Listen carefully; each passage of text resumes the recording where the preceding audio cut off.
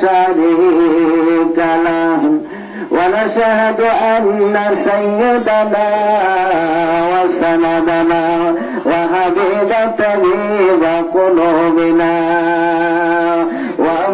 ومولانا محمدا عبده ورسوله الذي أرسله بالحق بشيرا ونذيرا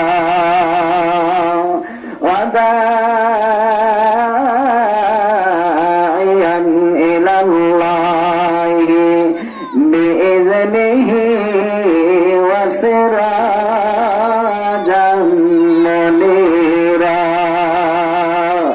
আমার সাথে সকলে মাদ্রাসার ছাত্র মতন পড়ন আউযু বিল্লাহি মিনাশ শাইতানির রাজীম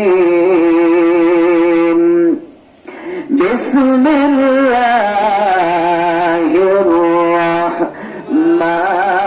রাহমানির রাহিম ইন্নাস সালাতা তানহা আনিল ফাহশাই ওয়াল মুনকারি ওয়াল বাগই ওয়া ক্বালা রাসূলুল্লাহি মুহাম্মাদান সাল্লাল্লাহু আলাইহি ওয়াসাল্লাম الصلاة معراج المؤمنين أو كما قال النبي عليه الصلاة والسلام وقال شاعر الأعلام মুকুম সুস্থি নামাজের পাঞ্জে গানা ফাওয়াইলুল লিল মুসাল্লিন আল্লাযীনা মুনাজিকে রে খোদা বিসয়ার গো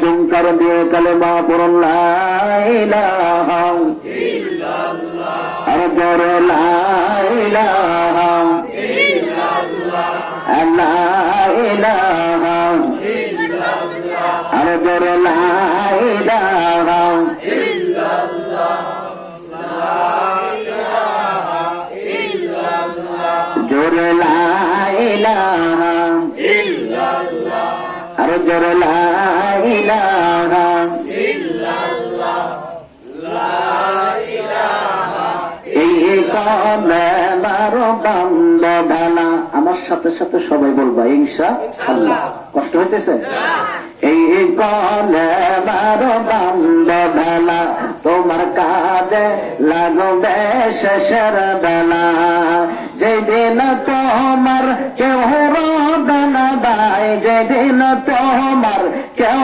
রবে না ভাই সেদিন রবে আল্লাহ তাআলা লা ইলাহা ইল্লাল্লাহ আর জোরে লা ইলাহা ইল্লাল্লাহ লা ইলাহা ইল্লাল্লাহ লা ইলাহা ইল্লাল্লাহ লা ইলাহা ইল্লাল্লাহ আর জোরে লা ইলাহা ইল্লাল্লাহ লা ইলাহা ইল্লাল্লাহ আই সরে আকা যাইবারে আকা আই সরে আকা যাইবারে আকা সঙ্গে নিবাকি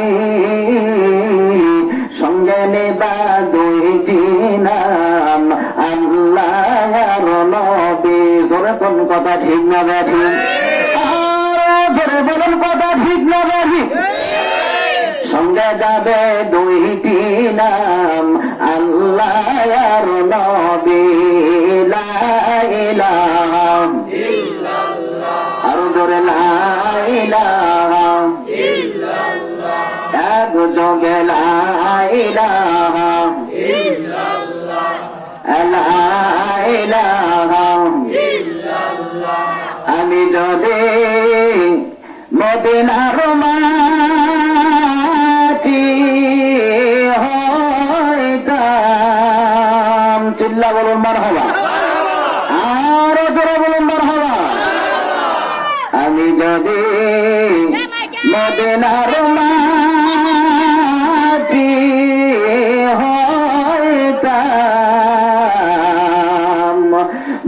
নবীজিকে বুকে লয়া ঘুমাইতাম। ঠিক না বাটি? আরো যেরকম ঠিক না বাটি? মোদের নবীজিকে বুকে লয়া ঘুমাইতাম। পাখা যদি দিতাম যেরকম মারহাবা, আরো যেরকম মারহাবা। পাখা যদি দিতাম দুইখানা ওরা ওরা যাইতাম সোনার মদিনা। ওরা ওরা যাইতাম সোনার মদিনা। লা ইলাহা ইল্লাল্লাহ, আরো জোরে লা ইলাহা ইল্লাল্লাহ, লা ইলাহা ইল্লাল্লাহ, লা ইলাহা ইল্লাল্লাহ, লা ইলাহা ইল্লাল্লাহ, লা ইলাহা ইল্লাল্লাহ, সুবহানাল্লাহ ওয়ালহামদুলিল্লাহ, লা ইলাহা ইল্লাল্লাহ, সুবহানাল্লাহ সুবহানাল্লাহি। আমার বানাইছেন আল্লাহ তিন বন্ধনের আসামি। যেরকম ঠিক না বাটি? আমার বানাইছেন আল্লাহ কবরের আসামি। ঠিক না বাটি? সুবহানাল্লাহ সুবহানাল্লাহ সুবহানাল্লাহি। আমার বানাইছেন আল্লাহ তিন বন্ধনের আসামি। আমার বানাইছেন আল্লাহ তিন বন্ধনের আসামি। সুবহানাল্লাহ সুবহানাল্লাহ সুবহানাল্লাহি। আমার বানাইছেন আল্লাহ হাসরের আসামি। জোরে জোরে কোন কথা ঠিক না বাড়ি? লা ইলাহা ইল্লাল্লাহ, জোরে আওয়াজ দিতে হবে ভাই, সবাই সে বসে। লা ইলাহা ইল্লাল্লাহ, লা ইলাহা ইল্লাল্লাহ। আমার মাতারি মরণ খুলিয়া দেখো, আমার মাতারি মরণ খুলিয়া দেখো, নবীর টুপি পরা আছে নাকি? নবীর কাছে যাই না দেখো, আমায় জামিন দেয় নাকি? নবীর কাছে যাই না দেখো, আমায় জামিন দেয় নাকি? সুবহানাল্লাহ সুবহানাল্লাহ সুবহানাল্লাহি। আমার বানাইছেন আল্লাহ কবরের আসামি। আমার বানাইছেন আল্লাহ কবরের আসামি। লা ইলাহা ইল্লাল্লাহ, জোরে লা ইলাহা ইল্লাল্লাহ, লা ইলাহা ইল্লাল্লাহ মুহাম্মাদুর রাসূলুল্লাহ।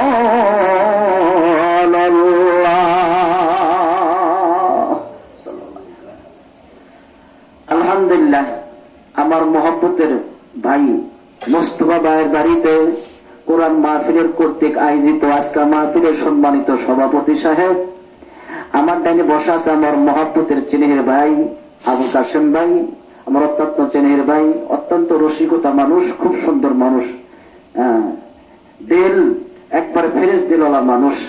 আল্লাহ পাক আমার কাছে বসা রাখছেন এবং যেখানে হযরত উলামায়ে কেরাম আমার সামনে পিত্ত সমতুল্য মুরব্বী বাবাজিরা, বয়স্ক যুবক ভাইরা, কচি কাঁচা চেনের ছোট ভাইরা, পর্দার আড়ালে আমার মা বোনেরা বসে আছে, মা বোনেরা আছে, পর্দার আড়ালে আমার দোয়ার খনি মা ও বোনেরা, আমার আলোচনার পূর্বেই আমার অন্তরে অন্তঃস্থল থেকে জানাচ্ছি আন্তরিক সালাম, আসসালামু আলাইকুম ওয়া রাহমাতুল্লাহ। রাগ করছে? আমি সালাম দিচ্ছি দোয়া নেওয়ার নিয়তে, আবার দোয়া নেওয়ার নিয়তে আমি সালাম দিচ্ছি, আসসালামু আলাইকুম ওয়া রাহমাতুল্লাহ। আল্লাহ পাকের দরবারে লাখো কোটি শুকরিয়া জ্ঞাপন করছি যে আল্লাহ রাব্বুল আলামিন আমাদেরকে নদীগঙ্গা এলাকা চরের অঞ্চলের ভিতরে আল্লাহ রাব্বুল আলামিন আমাদেরকে দুনিয়াবি পরিবেশ থেকে ফারেক করে, টিভি দোকান চাষটাল থেকে ফারেক করে আল্লাহ পাক জান্নাতের বাগিচার মধ্যে বসার তৌফিক দিয়েছেন। এই জন্য আপনারা সবাই খুশি না বাজার? আর এরকম খুশি না বাজার? এই খুশিদের নিয়ে আল্লাহ পাকের প্রশংসা জ্ঞাপন করছি। সকলেই এক বাক্যে বলেন আলহামদুলিল্লাহ। আর জোরে সুরে বলুন আলহামদুলিল্লাহ। অতঃপর শত কোটি দুরূদ ও সালাম বর্ষিত হোক সেই মানবতার মুক্তিদূর সরদারের আলম রহমাতুল লিল আলামিন। তিনি আজ আমাদের মাঝে থেকে বিদায় নিয়ে মদিনার সবুজ গম্বুজের নিচে শুয়ে আছেন। রহমাতুল লিল আলামিন, উম্মতের কান্নার রহমতের ভান্ডার ইয়াতিম নবী মুহাম্মদ রাসূলুল্লাহ সাল্লাল্লাহু আলাইহি সাল্লামের প্রতি আমরা অন্তরস্থল থেকে ভালোবাসা উদ্ধার করে দিয়ে আমার নবীর প্রতি দরুদ পড়ি। সকলেই পড়ি সাল্লাল্লাহু আলাইহি ওয়াসাল্লাম। আপনি রাগ করতেছেন? হ্যাঁ, সম্মানিত মুসলিয়ানে কেরাম, এখানে অল্প কিছুক্ষণ সময় আলোচনা করব। অল্প মানুষ যেহেতু, যদি অল্প মানুষ যদি আপনারা বৈশা বক্তাকে মজাইয়া যদি ওয়াজ বাইকে নিতে পারেন, ইনশাআল্লাহ আলোচনা চলবে ইনশাআল্লাহ। আমি আসার আগে আমার যুবক ভাই বলল 1টা পর্যন্ত। কয়টা পর্যন্ত? তুমি এই এরা কথা বললা ধর্মসভা এত রাত করা যাবো, এত রাতে মানুষ থাকবো। আলহামদুলিল্লাহ আমি একটু আগে কুয়াশা দেখছিলাম, বহুত কুয়াশা, এখন কুয়াশা কেটে যেতেছে না। হ্যাঁ আলহামদুলিল্লাহ। কারণ আমার মোস্তফা ভাই খুব মহব্বতের ভাই, আমার মামাতো ভাই, খুব চমক দিয়া খুব কষ্ট করে এই মাহফিলের আয়োজন করেছেন। এই জন্য আপনার খুশি নেবে না? যদি একটা গানের আওয়াজ যদি এখানে যদি দিত, বা এখানে যদি একটা গানের আসর লাগাইতো, তাহলে গুনাহ আর গুনাহ। আর এখানে জান্নাতের বাগান, বেহেশতের বাগানের মধ্যে আল্লাহ বসা রাখছেন। যতক্ষণ বসে থাকবো ততক্ষণ পর্যন্ত ফেরেশতারা আমলনামায় নেকি লিখতেই থাকবে। জোরে কম সুবহানাল্লাহ। আলোচনা শুনবেন তো ইনশাআল্লাহ? হ্যাঁ, আমি আপনাদের মাঝে একটা আয়াতে কারিমা তেলাওয়াত করেছি।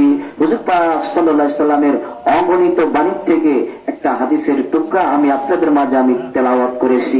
আল্লাহ চাহে তো এই কোরআন এবং হাদিসকে সামনে রেখে আমি আলোচনা করব ইনশাআল্লাহ। আমার মা বোনেরা পর্দার আড়ালে বসে আছেন, আপনাদেরকে নিয়ে আমি আলোচনা করব। মহিলাদের ওয়াজ করব, পুরুষদের ওয়াজ করব ইনশাআল্লাহ। আমি যে আয়াতে কারিমা আমি তেলাওয়াত করেছি নামাজের ব্যাপারে। কিসের ব্যাপারে? নামাজের ব্যাপারে। আমাদের আপনার এই মধ্যপাড়া এই অঞ্চলের ভিতরে মুখে একটা মসজিদ নাই নাকি? আছে কি? নাই। আপাতত যদি একটা ওয়াক্তের মকসদ যদি হইতো তাও মুখে একটু ভালো হইতো। একজন মানুষ সেজদা দিবেন, আল্লাহ খুশি হয়ে যাবে। জোরে কষ্ট হয়। এই জন্য আপনাদের চান না যে এখানে একটা ছোট্ট মোট্ট একটা মসজিদ করি? চান না? মন চায় না? মন চায় না? দরকার। কারণ আগেকার মুরব্বীরা দেখছি এই কাইটা মসজিদ বানাইছে, ঠিক না ভাই? আমাদের অত সমর্থ নাই বলে ছোট্ট একটা সাইলা দিয়ে, ছোট্ট একটা বাংলা দিয়ে আমরা এখানে 5 ওয়াক্ত নামাজ পড়বো ইনশাআল্লাহ। তারপরে যখন মানুষ ধীরে বেশি হবে জুমার নামাজ করবো ইনশাআল্লাহ। ইমাম একটা উদ্যোগ নেন, তাই একটা উদ্যোগ নেন। এই বাংলা যারা আছেন, ভাই মাইকে এমন করে সাউন্ড কমা দাও। এই যে একটা মা বোনেরা আপনারা পর্দার আড়াল থেকে একটা উদ্যোগ দিতে পারেন পুরুষদের, যেখানে একটা মসজিদ করো। অত পাকা করা লাগবে না, তোমরা একটা ছোট্ট মতো একটা গ্রামের ব্যক্তি মিলে একটা ভুইটা বেঁধে ছোট্ট একটা ঘর খাড়া করো, ছোট একটা ঘর খাড়া করো। আমরা মধ্যে মধ্যে আমরা প্রয়োজন হলে নিয়ে দেবো। মা বোনের মসজিদ নিভে দেবে, মা বোনদের অন্তরের মধ্যে আল্লাহ পাক মসজিদের মহব্বত দান করবে, ঠিক না? অন্তর নরম হয়ে যাবে। কারণ যে সমস্ত মা বোনেরা আমরা ছোট্ট গায়ে দেখছি, আগে তো অত পাকা ছিল না, মসজিদ কাঁচা ছিল। মা বোনেরা যায়া যাইয়া মসজিদ নিভে দিয়েছে, ঠিক না? এইরকম ভাবে অঞ্চলের মধ্যে হবে ইনশাল্লাহ। আপনারা সবাই একখান করে টিন দিয়ে দিয়া 10 খান টিন দিয়ে একটা সাইলাই তোলেন প্রথমে। সাইলা তুইলা তারপরে 1 বছর পর একটা মাহফিল দেন, তারপরে বাংলা হবে ইনশাআল্লাহ। তারপরে বছর একটা মাহফিল দেন, এলা তো কষ্ট করেন, দৌড়ধাপ করেন, তাহলে তারপরে বছর দেখবেন ইনশাআল্লাহ চমড়ি গটারাই আছে। ঠিক না? এই যে আপনারা উদ্যোগ নিয়ে যে সর্বপ্রথম আপনারা মসজিদ স্টার্ট করবেন, এখানে আবাদি হয়ে যাবে, পরবর্তীতে দেখবেন বিল্ডিং হয়ে যাবে ইনশাআল্লাহ। এই জন্য মসজিদকে নামাজ পড়বো ইনশাআল্লাহ। কেন? নামাজ পড়লে আল্লাহ রাব্বুল আলামিন সমস্ত অশ্লীল বেয়াপনা গুনাহ থেকে আল্লাহ পাক হেফাজত করেন। জোরে কোন সুবহানাল্লাহ। মুসলমান ভাইরা আমার, এই জন্য আমি আয়াতে কারিমা তেলাওয়াত করছি, ইন্নাস সালাতা তানহা আনিল ফাহশাই ওয়াল মুনকার। মুসলমান ভাইরা আমার, এটা দুনিয়ার কোন বৈজ্ঞানিক বলে নাই, দুনিয়ার কোন দার্শনিক বলে নাই, এটা স্বয়ং আমার আল্লাহ বলছেন। কি বলছেন? ইন্নাস সালাতা তানহা আনিল ফাহশাই ওয়াল মুনকার। আল্লাহ তাআলা রাব্বুল আলামিন বলেন, নিশ্চয় নামাজটা সমস্ত খারাপ থেকে বাঁচায় দিয়া, নামাজ সমস্ত গুনাহ থেকে বাঁচায় দিবে। সেই নামাজ গড়ে আপনাদের এখানে নাই, আছে কি? এখানে কিন্তু নাই। জুমার নামাজও পড়েন কিনা আল্লাহ ভালো ছিল, ঠাকুর পড়া জানো, ওই পড়া জানো পড়া নাকি? মাশাআল্লাহ, ঠিক আছে। জুমার নামাজ পড়বেন, থাকে যা সমস্যা, যখন গরু বসিতে হবে তখন জুমার নামাজ করবেন, কিন্তু এটা উদ্যোগ নেন যে একটা নামাজের জায়গা বানাবো ইনশাআল্লাহ। তার মানে হলো বাড়িতে বসে বসে 1 ওয়াক্ত নামাজ 27 বার পড়বেন। কয়বার? 27 বার পড়বেন। আর মসজিদে যাওয়া জামাতে 1 বার নামাজ আদায় করবেন। সুবহানাল্লাহ।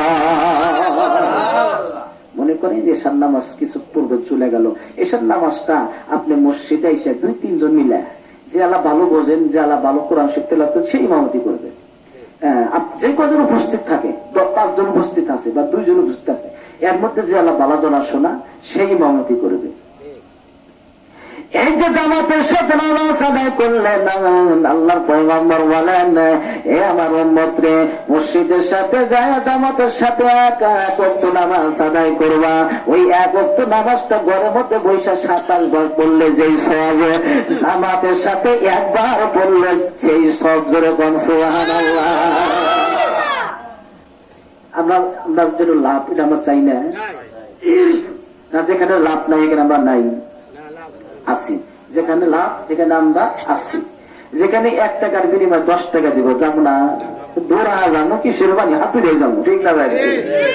তো জামাতের সাথে নামাজ আদায় করলে আল্লাহ পাক 27 গুণ সওয়াব দিবেন। তাহলে মসজিদ করা দরকার আছে কিনা?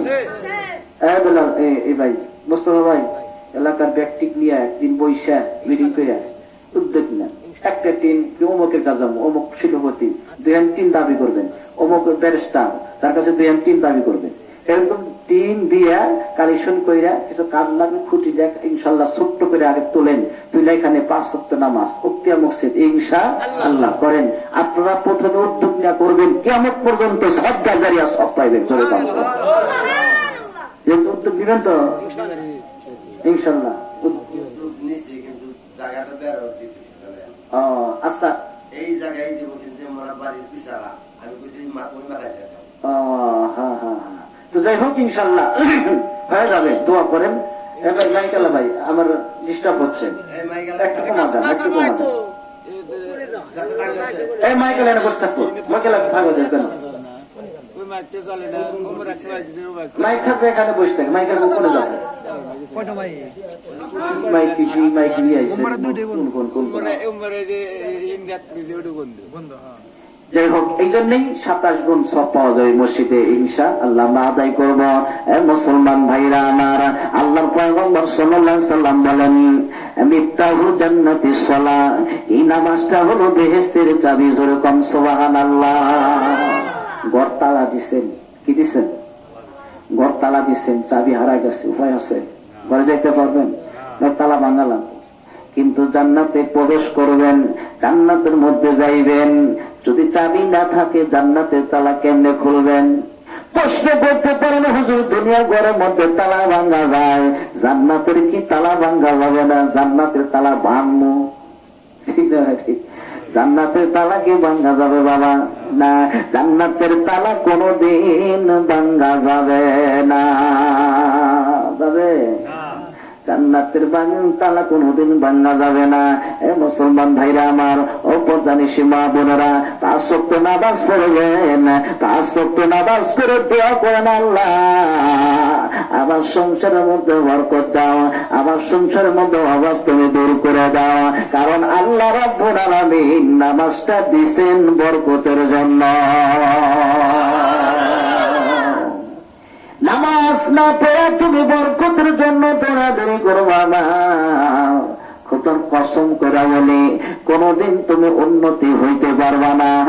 যদি উন্নতি হতে পারো এটা পরীক্ষা স্বরূপ। কারণ তো দুনিয়ার মধ্যে কোন ধনী ছিল না, কারণের অনেক সম্পদ ছিল, সে কি টিকতে পারছে? না, পারে নাই। কিয়ামত পর্যন্ত সে ডুবতেই আছে, নিজ দিকে যাইতেছি। কিয়ামতের আগ পর্যন্ত যা ঠেক খাইব যা। তাহলে কত গর্তের মধ্যে সে যাইতেছে, কারণ এই সম্পদ তাকে রেহাই দিতে পারে নাই। এই জন্যই মা আল্লাহর কাছে দোয়া করেন, মালিক রে, আমি তো তোমার বান্দা, তোমার গোলাম, আমি তো 5 ওয়াক্ত নামাজ পড়ার জন্য আমি তৌফিক পাইতেছি না। আল্লাহর কাছে দোয়া করেন, মালিক 5 ওয়াক্ত নামাজ পড়ার তৌফিক দিয়ে দাও। আপনারা জবান খুলে বলুন তো, আল্লাহর কাছে দোয়া করলে আমার আল্লাহ দোয়া কবুল করবেন কিনা? দোয়া কবুল করবেন? অবশ্যই দোয়া করবেন। এ মুসলমান ভাইরা আমার, এই নামাজটা কিন্তু পাওয়ারফুল নামাজ। সমস্ত ইবাদতগুলো আল্লাহ জিবরাইলের মাধ্যমে দিয়েছেন নবীদের কাছে, কিন্তু আমাদের পয়গম্বর মুহাম্মদ রাসূলুল্লাহ সাল্লাল্লাহু আলাইহি ওয়াসাল্লাম এই নামাজটা জিবরাইলের মাধ্যমে দেয় নাই, সরাসরি আল্লাহ পাক দাওয়াত দিয়ে আরশ মহল্লায় নিয়ে নামাজ রোজা ফরজ করেছে।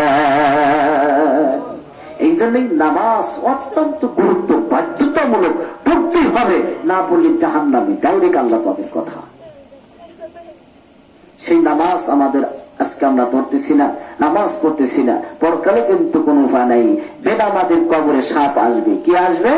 সাপ আসবে। বেনামাজের কবরে সাপ আইসা দংশন করতে থাকবে। এ মুসলমান ভাইরা আমার, দুনিয়ার ঘরের মধ্যে যদি একটা সাপ বের হয়, ওই ঘর থেকে দৌড়াইয়া যায়, ঠিক না ব্যাঠি? হ্যাঁ, কথা বলেন, ঠিক না ব্যাঠি? যদি ঘর থেকে বের না হয়, পার্শ্ববর্তী আমার পড়শিকে ডাক দেয়নি, এ ভাই, এ বোন, আমার ঘরের মধ্যে সাপ ঢুকছে, বের হচ্ছে না, লাঠি নিয়ে আসেন। তখন পার্শ্ববর্তী এলাকার সবাই ঘরের মধ্যে আসে, সাপটা মারার জন্য চেষ্টা করে, এই সাপটা তাড়ার জন্য চেষ্টা করে। আমি বলতে চাচ্ছি, ঘরের মধ্যে যদি একটা সাপ ঢুকে যদি আপনাদেরকে কামড়াতে চাই, ওই ঘরের মধ্যে থাকবেন না, পলা চলে যাইবেন, পলায় চলে যাইবেন। কবরের মধ্যে